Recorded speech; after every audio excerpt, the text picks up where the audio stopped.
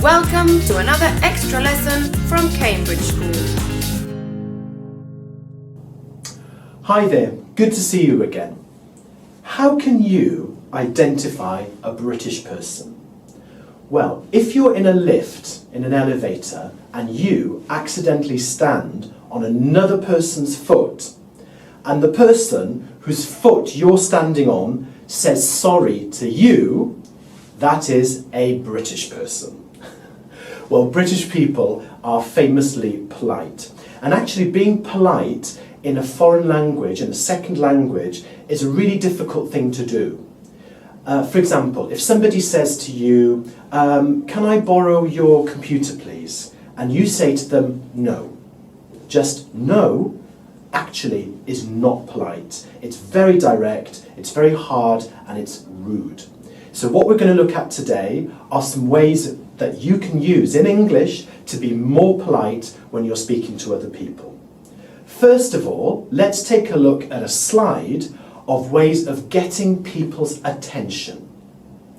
Now this slide has 3 different ways, things that you can use to get somebody's attention. The first one is really basic. It's just saying, excuse me, to get someone's attention.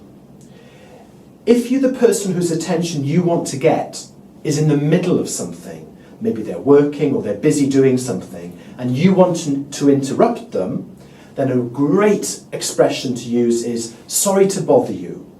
Sorry to bother you. Sorry to bother you, could you help me with this? Or sorry to bother you, we need some water please. And finally, another way that you can use is to say, do you have a minute? Do you have a minute when you want to speak to somebody? It's a polite way of asking them permission, really, to give you some of their time. So there's the 3 ways of getting somebody's attention. Next, we're going to look at ways of asking people for permission. And a really polite structure is to use may I. May I use the bathroom, for example? And another very polite way of asking for permission, much better than can I, which is quite informal, is to say, do you mind if I? For example, do you mind if I turn on the air conditioning? And finally, I'm sure most people are familiar with could I. If you want to make could I a little bit more polite, you can say could I possibly.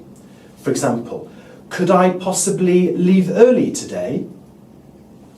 Well, when somebody's asked you for something and you want to say no, how can you say no, but in a nice way? Well, here are 3 ways. You can say, I'm terribly sorry, but. For example, I'm terribly sorry, but I don't have time now. And so you have a little bit of explanation after the but of why you can't do what they're asking you. Another way that's very polite is, I'm afraid I can't. For example, I'm afraid I can't speak to you until later. And if somebody's offering you something, maybe they've offered to get you a coffee, they're offering to help you with something, and you don't actually want what they're offering you, rather than say no, it's a much better thing to say, it's very kind of you to offer, but. So it's very kind of you to offer, but I've just had a coffee. Now, when somebody has done something for you and you want to say thank you, here are some ways in this slide of politely saying thank you. You can say, thanks so much, or here's a good expression, thanks a million. And if somebody's done you a really, really big favour, then you can say to them, I can't thank you enough. I can't thank you enough for helping me paint my flat.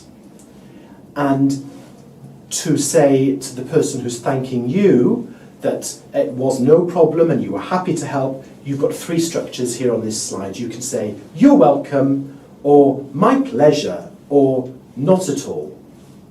Well, I hope that the structures we've looked at today will help you be even more polite in a foreign language, in English. Thank you very much for your time. It's been an absolute pleasure, and I hopefully will see you soon.